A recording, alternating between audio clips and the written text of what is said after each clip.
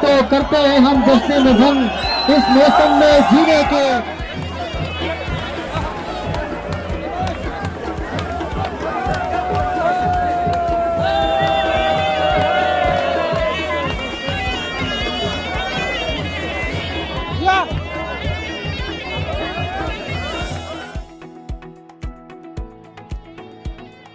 जश्न मेफंग यानी कि आग फेंकने की त्यौहार है।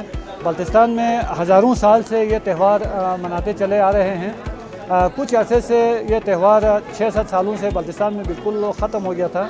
6-7 सालों बाद तिब्बत बल्तिस्तान आर्ट्स काउंसिल, हमारे फ़नकार अभी यहाँ पे मौजूद हैं, इन्होंने इसको दोबारा ज़िंदा किया है।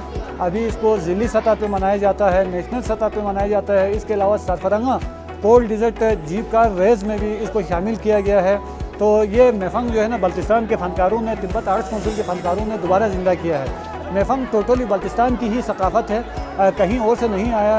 21 दिसंबर से 3 हफ्ते पहले और 3 हफ्ते बाद तक इसको बहुत ज़ोर और शोर के साथ लोग मनाते हैं।